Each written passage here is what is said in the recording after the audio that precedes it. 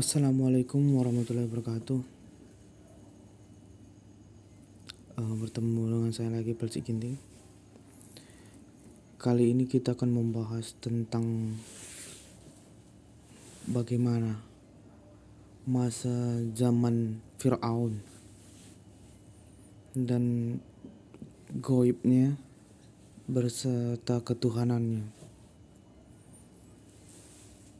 Mungkin kita merasa bahwa Firaun itu bisa begitu berkuasanya, bisa memiliki teknologi yang kuat, teknologi yang hebat, yang belum bisa dibuat pada zamannya. Dan seperti ilmu-ilmunya, ya kan. Kalau menurut pendapat saya, ya kan, itu sama dengan di suku Maya, ya. Suku Maya di Peru. Itu orangnya sama. Bukan orangnya sih.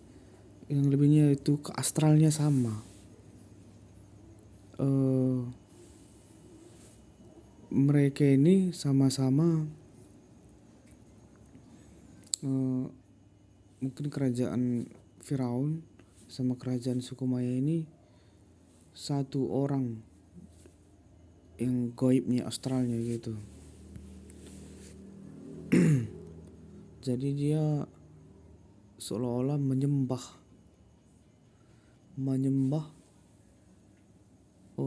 makhluk tersebut. Makhluk tersebut ini bisa dikatakan dia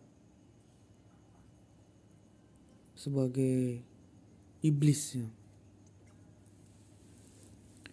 Jadi kalau kita udah bersekutu dengan dia, ya kita kan terikat. Terikatnya bukan hanya di bumi ini aja selagi masih hidup. Setelah kita mati pun diikat oleh mereka,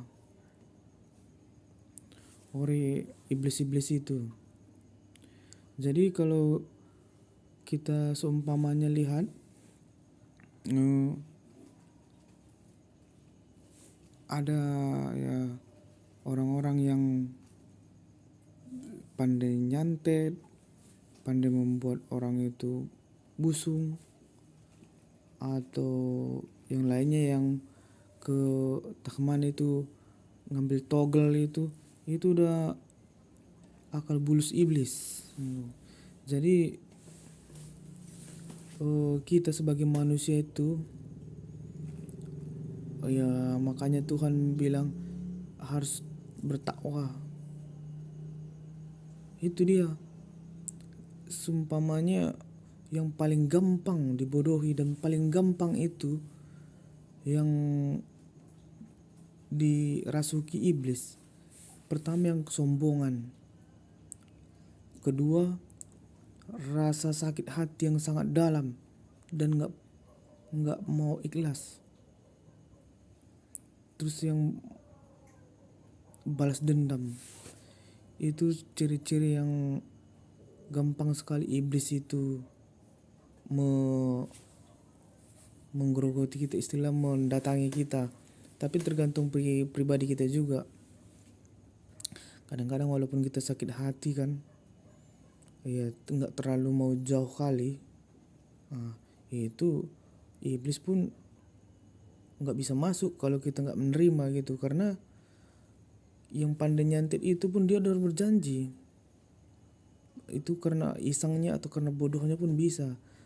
Atau mungkin kaya, ya kan, kayak cara kayak cepat gitu, ngepet.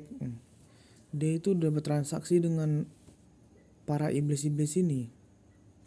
Jadi suatu saat si iblis itu tidak semata-merta dia mau ngerekrut kita kalau jiwa kita ini belum terima karena ada ketuhanan.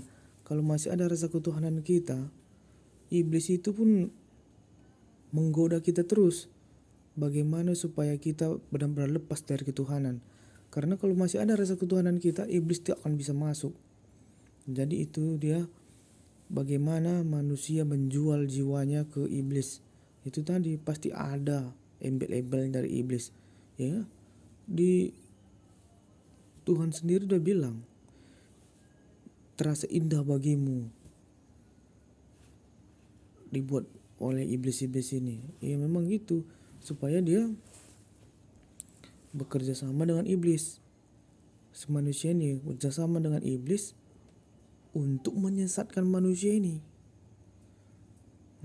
Supaya nanti walaupun kita udah mati, jiwa kita ditahan sama dia di kerangkeng. Karena kita udah ngikuti iblis itu. Kalau kita udah ngikuti iblis itu, Tuhan tidak akan bisa lagi membantu kita. Karena perjanjiannya pun semasa hidup, semasa manusia diciptakan, Adam dan Hawa disuruh Allah menyembah manusia, si jin gak mau. Kenapa? Karena aku diciptakan dari api, sedangkan manusia dari tanah. Itu aja Allah udah murka. Dan si iblis minta izin kepada Allah, saking murah hatinya Allah. Jin minta, aku akan menggoda hamba-hambamu sebagian yang hatinya bisa digoyahkan. Makanya Allah mau menyerahkan kepada iblis, aku beri kamu waktu sampai hari penghakiman untuk menggoda para manusia ini. Jadi iblis itu punya hak untuk menggoda manusia. Jadi manusia yang harus berketuhanan biar tidak bisa digoda oleh para iblis ini. Jadi disitulah dia ke awalnya lagi, ke piramid sama ke Peru itu, suku Maya. Ada hubungannya di situ karena sama-sama bentuk piramid. Kalau bentuk piramid itu adalah simbol dari iblis. Itu dia iblis. Kenapa teknologinya itu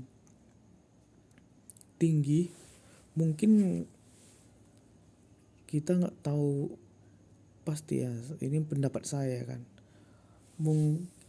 Ini arwah-arwah ini yang di dunia ini, bukan hanya di dunia ini jadi arwah. Di dunia galaksi lain pun mungkin ada arwah. Jadi orang itu saking pandainya udah bisa datang ke bumi ini dengan entah cara apa gitu. Jadi itulah yang mungkin, kalau pendapat saya, si Firaun itu berjumpa dengan dia dan terus dibisikkan. Arwah-arwah yang galaksi lain itu dibisikkan, aku bisa membuat kamu menjadi orang yang jago, orang yang hebat. Ya dikasih bukti-bukti gitu. Ya istilahnya namanya juga iblis, bisa mengotak-ngatik cuaca. Sekarang aja pun kita lihat ya kan, cuaca ini bisa kita ubah. Ada sebagian yang manusia yang bisa secara gaib ya kan, istilahnya tabur garam lah, bakar api lah, tutup bambu lah yang bolong. Secara teknologi pun ada, jadi tabur garam lah di atas langit awal. Jadi zaman dulu bisa juga seperti itu. Secara gitu tadi ada juga kepercayaan ya kan, waktu di Simbak Rara katanya itu di apa itu,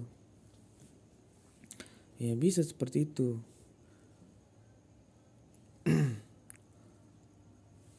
Jadi maksudnya si Firaun ini bukan dia yang ahlinya, dia nggak tahu apa-apa, dia nggak berilmu, tapi ada iblis yang itu datang yang membantu dia gitu, membantu secara teknologi, membantu pertaniannya, karena dia otak dia mungkin lebih cerdas. Makhluk yang sana itu lebih cerdas, tapi dia ya udah namanya juga udah, kalau dibilang ya kan, walaupun makhluk galaksi lain itu lebih cerdas, tapi kita nggak bisa memastikan dia itu nggak berketuhanan ya kan. Tapi kadang-kadang kan karena manusia ini merasa hebat ya, walaupun tadi iblis yang galaksi lain itu nggak merasa hebat, dia merasa biasa-biasa saja, menganggap dirinya bukan Tuhan. Kadang-kadang ada manusia nih yang meranggapan dirinya sebagai Tuhan karena udah saking hebatnya gitu ya. Begitulah dia, makanya dari situlah ilmu dia. Jadi kita menganggap bahwa si Firaun ini orang hebat, orang yang sihirnya kuat, padahal dia nggak punya sihir.